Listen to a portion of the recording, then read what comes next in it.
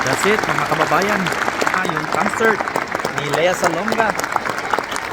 Nakabidyo na kami mga kababayan. Ito na ang saya-saya nila. Kita natin mga kababayan. Yun po.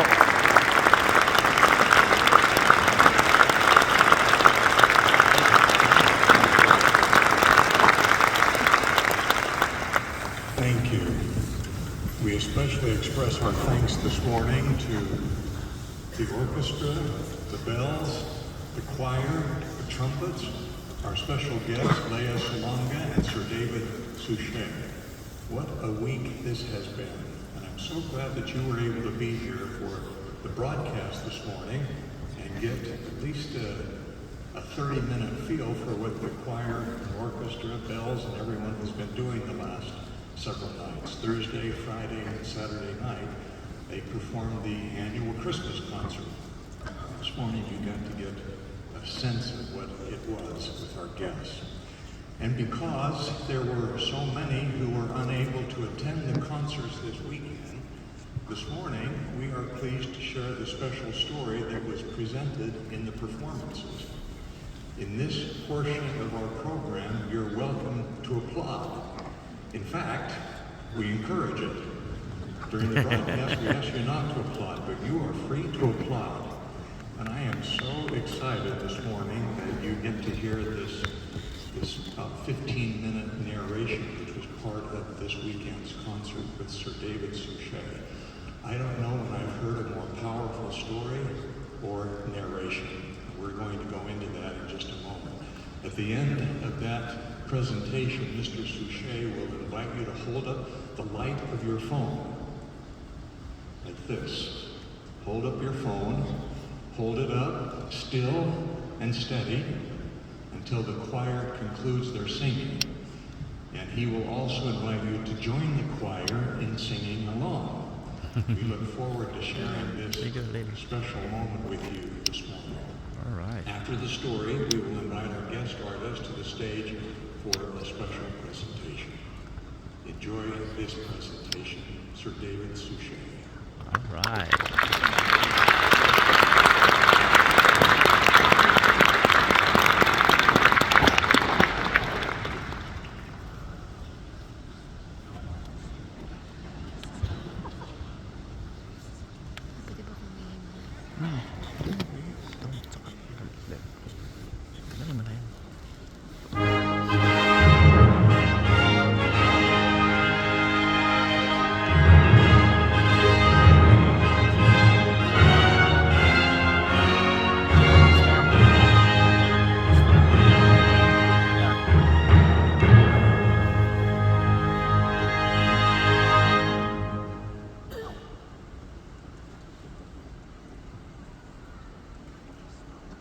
Good evening, everyone. Good evening. Okay to, pwede na to. Vlog namin. Yun. With this marvelous choir and exceptionally talented orchestra.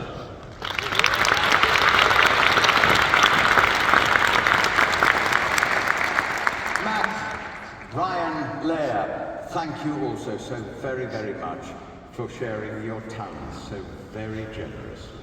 Bless you.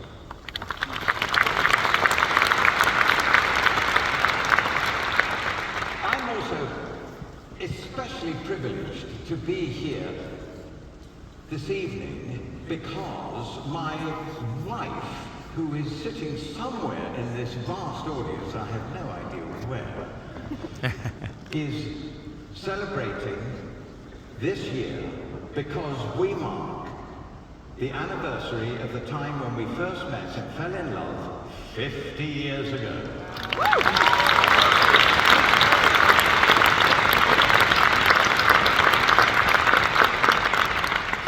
So, from our family to all of you, we wish you a very blessed and joyful Christmas. Oh, yeah.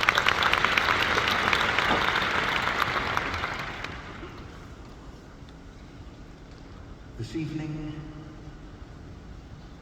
we come together to share a true story from over 80 years ago.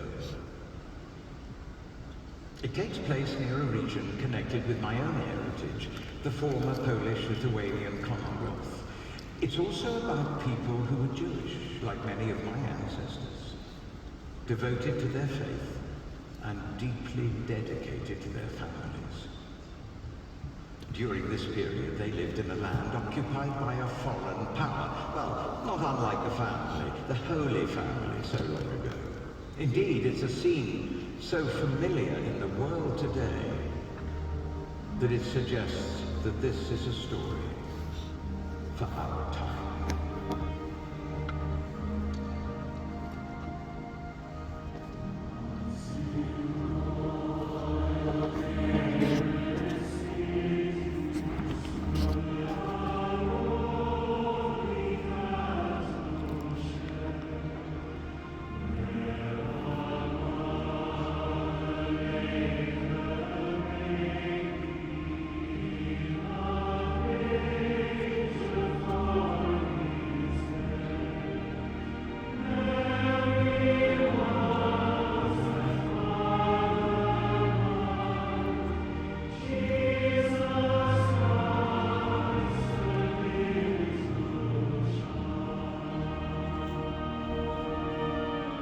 In the final months of 1938, the shadow of war was spreading across Europe. Hitler's armies had marched into the borderlands of Czechoslovakia, forcing Jewish families, among others, to flee their homes and seek refuge inland. As the light of Hanukkah and Christmas drew near, so did the darkness of ethnic cleansing. Meanwhile, 800 miles away in London, a 29-year-old English stockbroker, Nicholas Winton, was preparing for a ski vacation in Switzerland. But just days before his departure, a friend called from Prague. "Nicky," he said, "forget the skis. You need to see what's happening here." Nicky, the son of Jewish-German immigrants, had a background in international banking and was fluent in German and French. Long interested in world politics, he was naturally curious and immediately changed his plans. Nicky arrived in the Czech capital on New Year's Eve, and there in the throes of winter, he found sprawling encampments of refugee families, mostly Jewish, huddled in tents and makeshift huts. At best, they were trapped. Visas for adults were nearly impossible to obtain, much less for entire families. Some wanted to escape, and others were determined to stay. But most agreed that something had to be done to safeguard their children now, before it was too late. Well, Nicky turned this problem over in his mind. But if it's not impossible, he thought, then there must be a way to do it. Working with other organizations, a plan emerged. By special waiver, children could leave the country without their parents as long as host families abroad took them in. As word spread of the plan, parents lined the hallways and staircases of Nicky's hotel, begging for their little ones to be included. If they could get their children out of the country, they would find a way to follow them.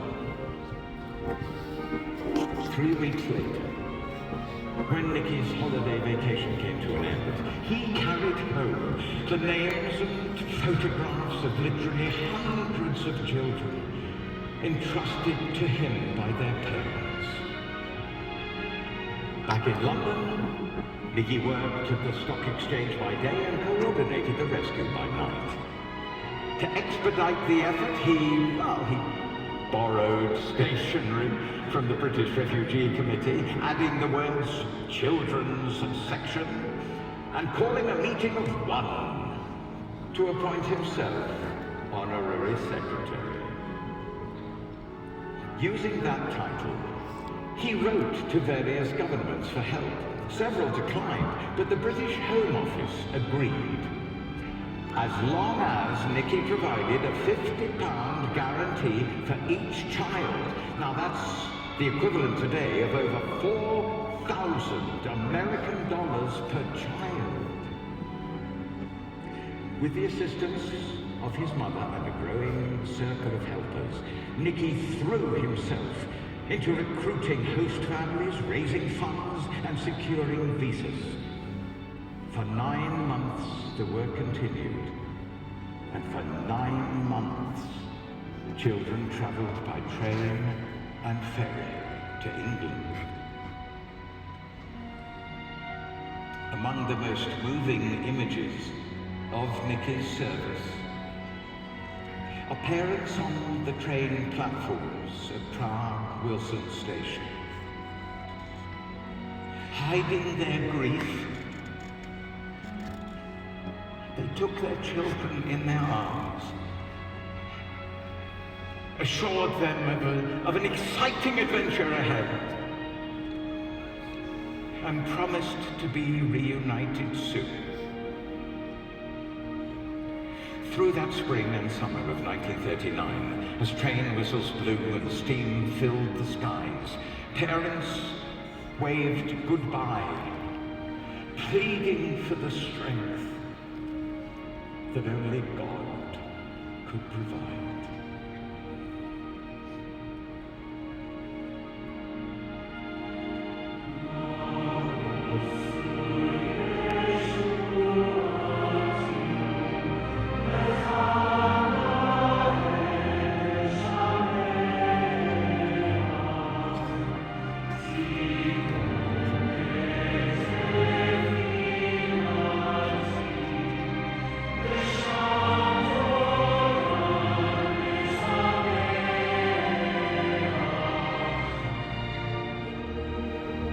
All too soon, war was declared, and the Czech border closed. At final count, 669 children had been rescued. With few exceptions, their families perished, never to be seen again. The only record of the rescue was a scrapbook made by one of Nicky's team members. The book's pages were brimming with lists of children, emigration passes, diplomatic correspondence, and so on. But Nicky was not focused on the past. He was thinking about the future. So, the scrapbook went into the attic, and Nicky moved on with his life. He married, had 3 children, worked in local business and government affairs, organized assistance for the disabled and elderly, and went about doing good wherever a need was found. For some 50 years, Nicky rarely spoke of his rescue work, and when he did, well, it was only in passing. And that brings us here, to a setting like this one. In the months before Nicky's 80th birthday, his wife Greta found herself in the attic sorting papers, and there, in a worn leather case, she discovered the scrapbook. Well, needless to say, she was astonished. Who were these children, she wondered, and why didn't she know about them? It happened so long ago, Nicky explained. Quite frankly, I haven't given the episode much thought since. As they talked, they agreed that the book and the history in it had to be preserved. And with the help of a well-known Holocaust expert, the story began to come to light. But eventually, the BBC invited Nicky to appear on a television program called That's Life. And what happened next was a total surprise. even to Nicky himself.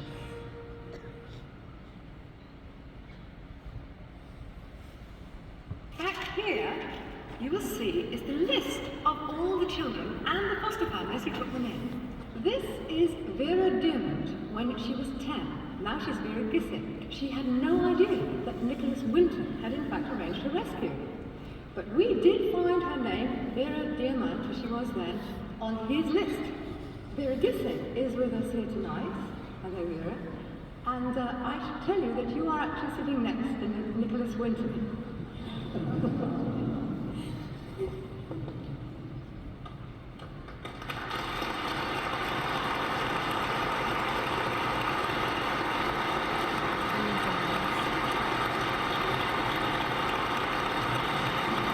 Hindi, writer.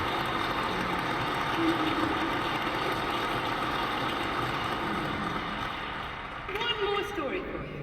Melina Fleischman. Melina, I believe you still have the name tag you wore around your neck when you arrived as a little girl at Liverpool. I wore this around my neck, and this is the actual pass that we were given to come to England. And another of the children that you saved. Can I ask, is there anyone in our audience tonight who owes their life to Nicholas Winton? If so, could you stand up, please?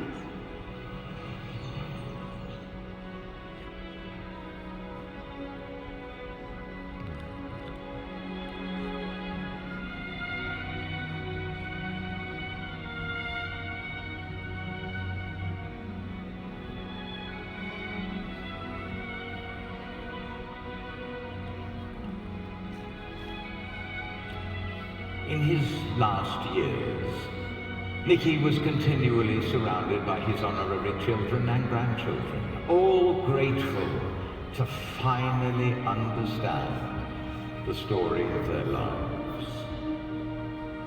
And though Nicky was knighted by Queen Elizabeth II and often referred to as the British Schindler, he rejected adulation.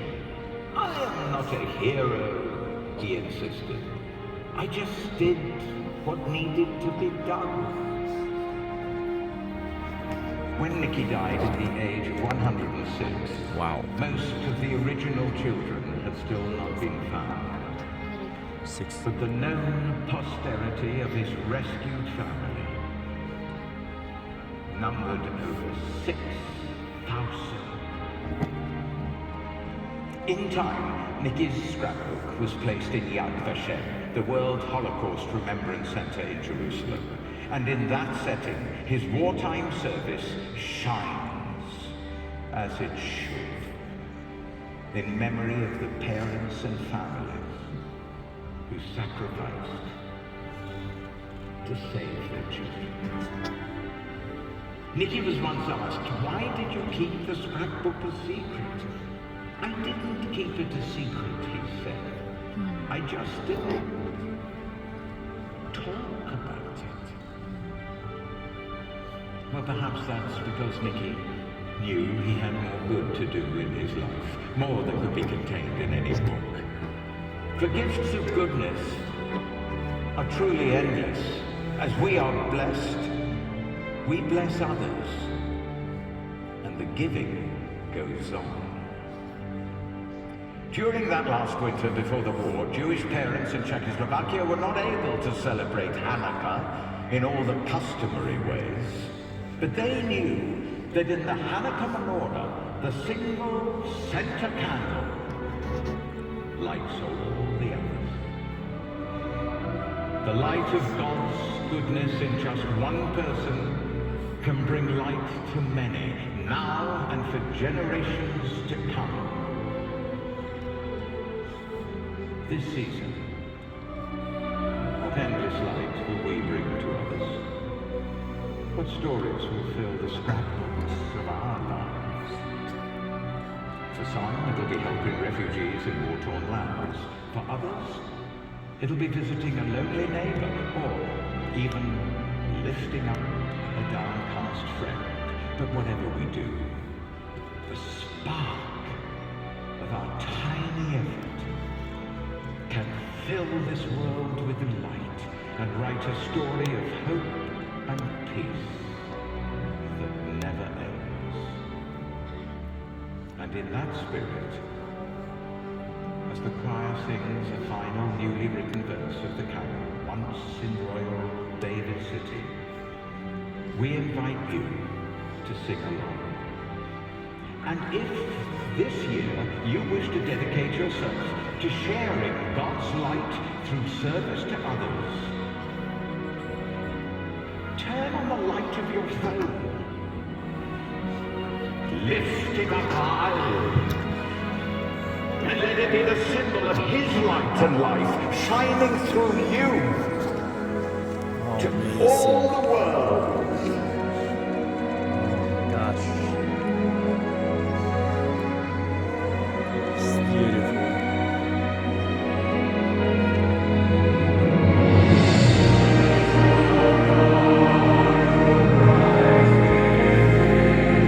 Beautiful. This is it. We're doing vlog here. Tabernacle Choir. Where's powerful? All the flashlights.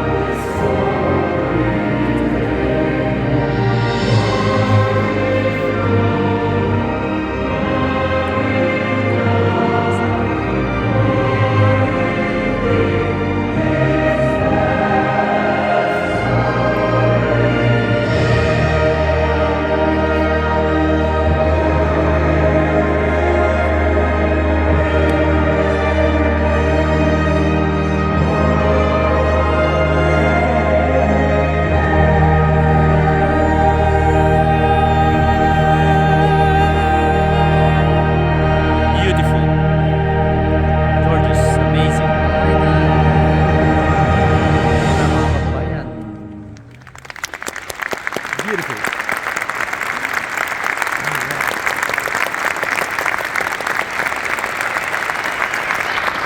That's it. Mga kabayan, nag-request ko kayo. That's it.